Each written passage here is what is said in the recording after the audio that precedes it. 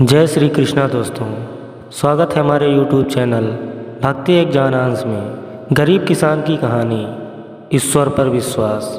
मित्रों, अपने लिए तो हर कोई जीता है, किंतु जो दूसरों के लिए जीता है उन्हीं को लोग याद रखते हैं और उन्हीं लोगों की ईश्वर मदद करते हैं। एक समय की बात है, एक गांव में गरीब किसान अपने पत्नी के साथ रहता था। उसके पास एक बकरी और थोड़ी सी ज़मीन थी जिसमें वह खेती करता था। खेती में दिन भर काम करता और दूध बेचकर खाने का प्रबंध करता।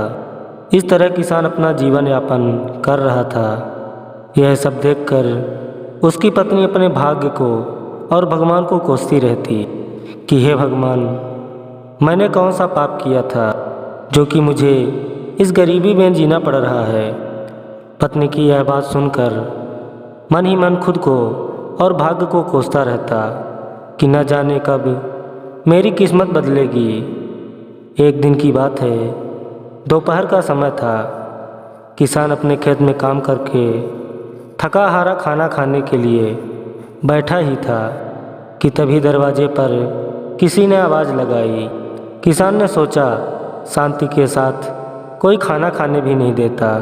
यह सोचते हुए बाहर आया तो देखा कि एक संत महाराज भिक्षा मांगने आए हैं। किसान बोला, संत महाराज, हम पहले से ही गरीब हैं, हम लोग किसी तरह अपना जीवन गुजार रहे हैं। ऐसे में हम आपको कहाँ से दान दे सकते हैं? हमारा साथ तो ईश्वर भी छोड़ चुका है।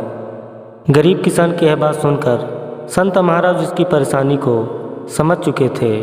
संत महाराज बोले, क्या तुम अपने आप को गरीब मानते हो?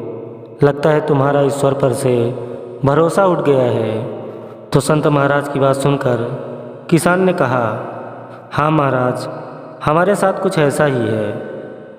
आप मुझे कुछ ऐसा उपाय बताएं जिसमें मेरी किस्मत बदल जाए।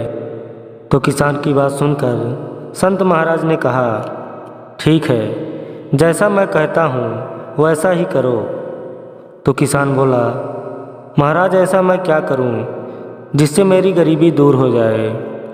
तो साधु महाराज ने कहा, सबसे पहले तुम अपनी बकरी बेच दो और जो इसमें पैसे मिले उससे अनाज खरीद लाओ। यह सुनकर किसान अचंभित रह गया। किसान के पास थोड़ी सी ज़मीन और एक बकरी ही सहारा था। अगर इसे मैं बेच दूंगा तो फिर मैं क्या करूंगा? तो संत महाराज ने समझाते हुए बोला, अगर मेरे बताए हुए काम से तुम्हारा कुछ भी नुकसान होता है तो उसकी भरपाई मैं करूँगा। तब तक मैं जैसा कहता हूँ वैसा ही करो। किसान डरते डरते अपनी बकरी को बेच आया और उस पैसे से खाने का अनाज लाया और संत महाराज के कहने पर अपनी पत्नी के साथ मिलकर भोजन तैयार किया और चलते हुए राहगीरों को बुलाकर भगवान के प्रसाद के रूप में भोजन कराने लगा। फिर जो उधर से जाता वह उसे पेट भर भोजन कराता, जिससे मुसाफिर काफ़ी खुश थे और नेक कार्य करने के कारण उसे ढेर सारा आशीर्वाद और अपने इच्छानुसार धन दे जाते। गरीब किसान मिलने वाले पैसों से भोजन का प्रबंध करता और चलते मुसाफिरों को भोजन कराता, जिससे राह चलने वाले लोग प्रतिदिन उसके यहाँ भोजन करने आया करते और दान के रूप में किसान को कुछ न कुछ धन देकर जाते।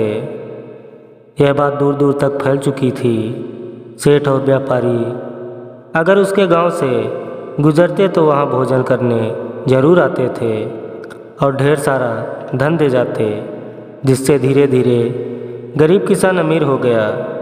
अब वह एक बकरी की जगह कई बकरियां खरीद लाया और अपने भोजन के कार्य को और बढ़ाने लगा। अब किसान मन ही मन बहुत खुश था।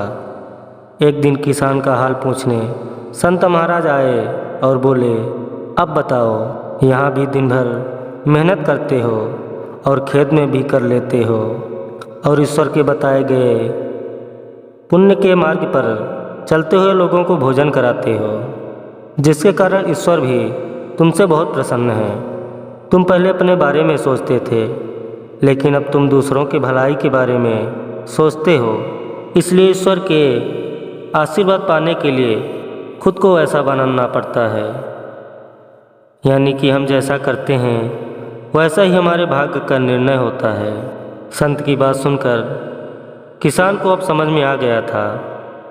सबसे पहले हमें अपनी सोच बदलनी चाहिए, क्योंकि अपने लिए तो हर कोई जीता है।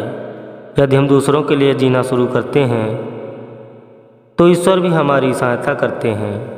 तो मित्रों, हमें इस कहानी से यह शिक्षा मिलती है कि हमें अपने भाग्य और किस्मत के भरोसे रहकर खुद को कोसने के बजाय हमें लोगों के लिए जीना शुरू करना होगा।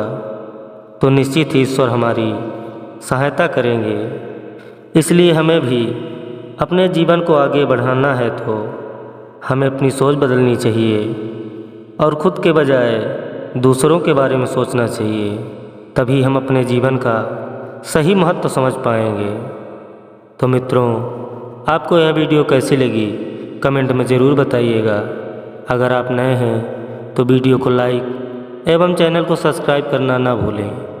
जय श्री कृष्ण। राधे राधे।